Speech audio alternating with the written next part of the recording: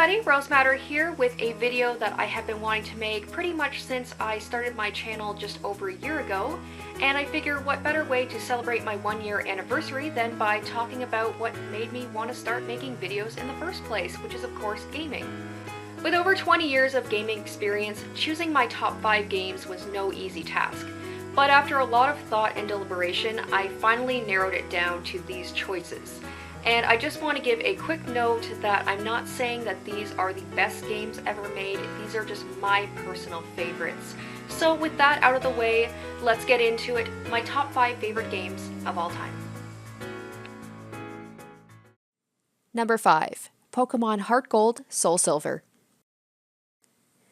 Like most kids that grew up in the 90s, Pokemon was a big part of my life.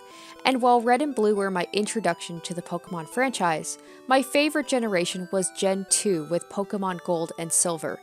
It expanded and improved on the groundwork that the first games laid out, such as the day and night cycle, breeding, shinies, improved balancing, and allowing the player to explore 2 regions.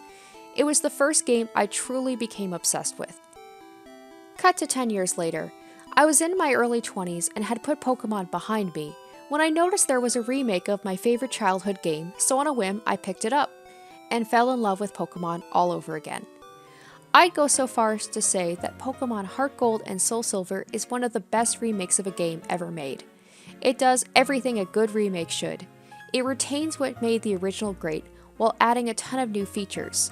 Of course, the graphics and sound were improved, but it was all the other changes that really made me love it, such as allowing you to interact with your Pokemon and have them follow you around, access to the Battle Frontier and Pokeathlon, additional story, the ability to catch all 493 Pokemon available at the time, introduction to the Pokewalker.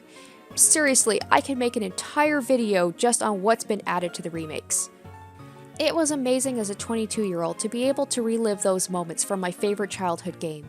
Trying to take down Whitney's goddamn Miltank, the hours spent at the bug catching contest, trying to catch that perfect pincer, getting to travel back to Kanto, and of course, the iconic battle with Red atop Mount Silver. The ability to capture the nostalgia of the original, while also being accessible to new players is no easy feat, but in this case, it worked. It sounds silly, but it feels like the developers poured their heart and soul, no pun intended, into this game. Pokemon HeartGold and Soulsilver will always have a special place in my heart for allowing me not only to rediscover and appreciate my favorite game as a kid, but the Pokemon series as well. Number 4. The Walking Dead Season 1.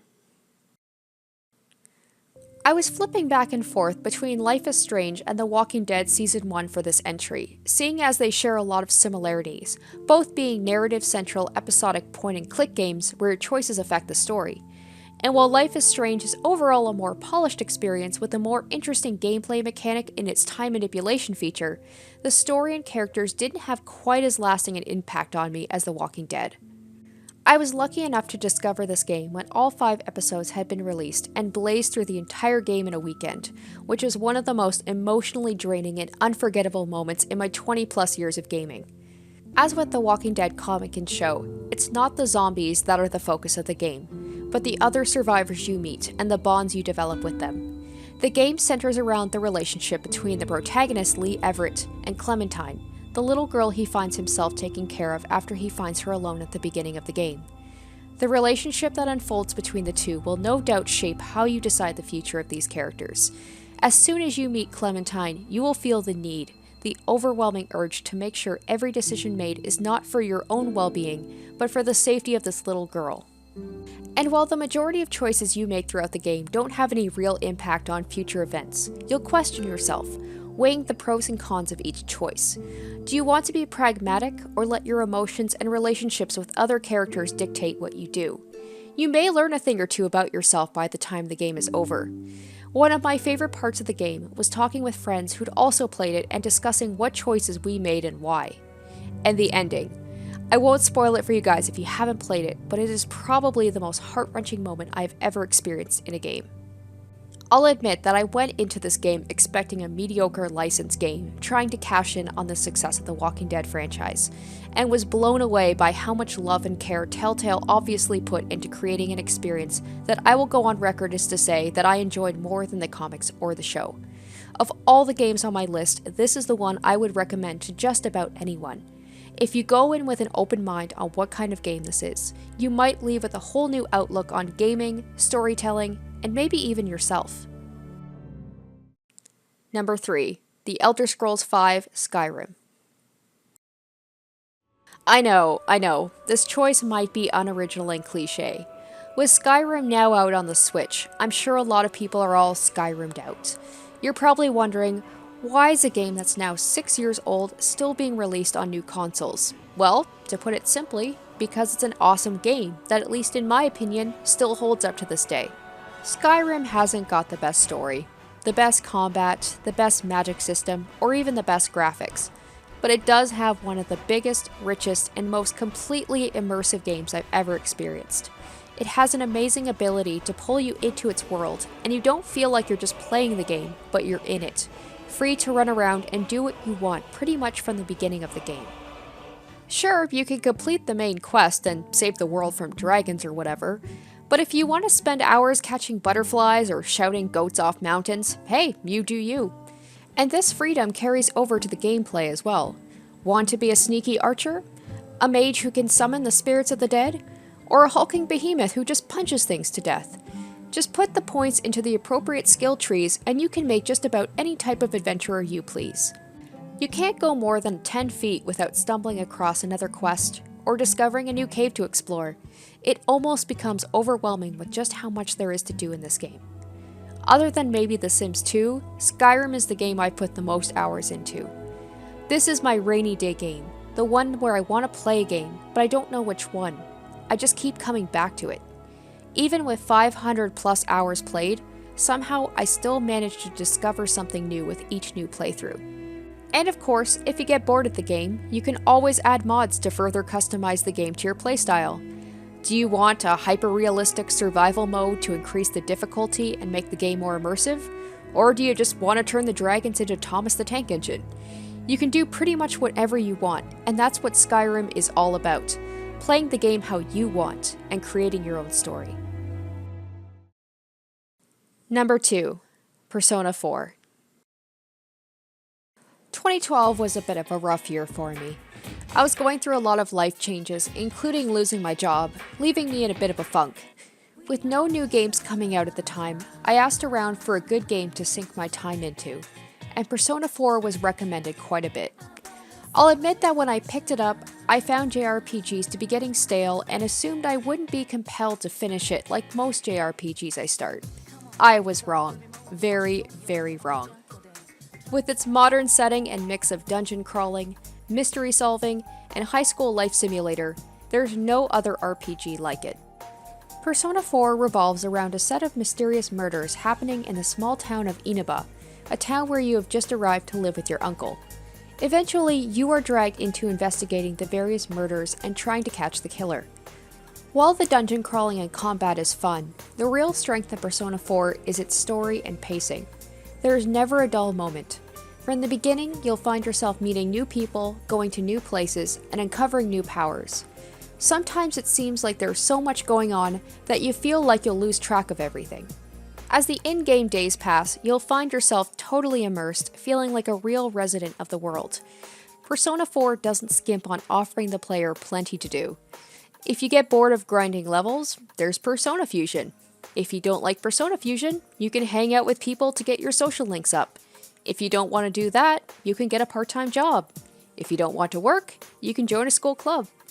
And of course, I can't talk about Persona 4 without mentioning the characters, which are some of the best I've ever seen in a video game.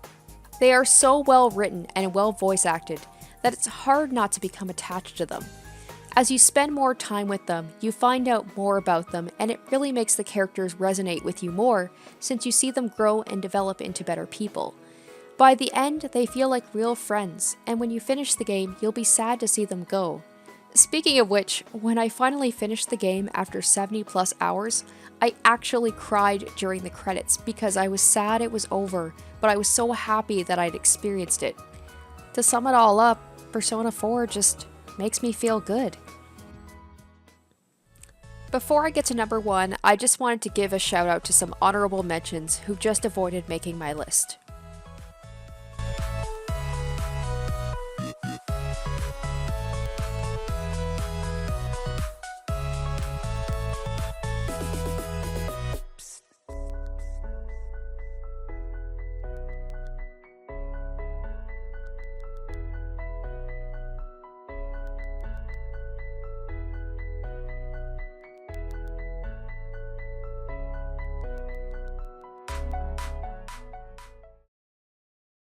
Number 1. Shenmue. It's been almost 17 years since I first played Shenmue, but I remember it like it was yesterday. It was the first time I'd been fully immersed in a video game. When you talk about games that change your life, Shenmue changed mine. It changed me. It was a game like no other. Its scope and ambition were unparalleled. The main goal of the game was to investigate why the protagonist Ryo Hazuki's father is murdered by the mysterious criminal Lan Di, but the way in which you did so was completely up to you. If you felt that you needed a little break from it all, you could spend the day playing at the arcades, training at the dojo, or simply exploring everything that the game had to offer. You felt completely free, no longer bound by the restrictions that many video games at the time had on you. While the game was considered open world, Shenmue's game space is small compared to what other open world games would later achieve. But what Shenmue's environments lacked in quantity, they made up for with quality. Shenmue really was the master of embedding you into its world. The town of Yokosuka is a living place with shops and restaurants, markets and arcades, all explorable, all hiding little secrets for the player to discover as you wander about. The characters of the world have their own daily schedules. Day becomes night, sunny weather becomes rain or snow. From December 15th in-game, Christmas decorations are put up, stores play jingle bells, and Santa begins to roam the streets. It's these little touches that make the game world feel so authentic. This is something that I appreciate in games even today. Games like Yakuza, Heavy Rain, and the Persona series all deal with daily life in different ways, which I find make them more relatable than most other games. Going through my favorite games, you may notice I lean heavily towards ones that are open world and narrative driven, and I can say that Shenmue was probably the catalyst for my love of these style of games. I could seriously harp on about Shenmue forever. The graphics and environments were breathtaking, especially back in 2000 when it was released. Everywhere was alive, just as much as the characters were. I haven't even talked about the stunning soundtrack or the surprisingly deep combat system. I was playing Shenmue at a time when I was moving on and growing up myself, just like Ryo. We shared the goal of trying to find answers in a complex world, both feeling alone and unsure. Shenmue doesn't quite hold up after all these years. The cracks clearly show, and I know I'm probably blinded by nostalgia goggles, but I don't care. I love this game. I'll probably always love it, and to me, Shenmue is like a favorite sweater, or coming back to your childhood home. It's warm, and familiar, and nostalgic, and it just makes me happy. This is clearly not a game, states Shenmue's box cover, but an experience never to be forgotten.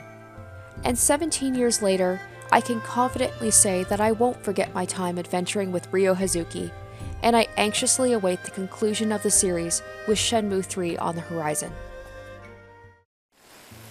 Alright guys, so that is going to do it for me. That is my top 5 favorite games of all time. I hope you enjoyed watching, and I would love to know what your favorite games are, so please leave them in the comment section down below. And I do just want to take a quick second to thank you guys for this amazing first year on YouTube. Thank you so much for watching, subscribing, commenting. Interacting with you guys is the best part of this, and it's why I do what I do. So I hope to only grow and get better with time, and I hope you guys will continue on this journey with me. So once again, thank you so much for watching, and I hope you guys have a good one. Until then, bye.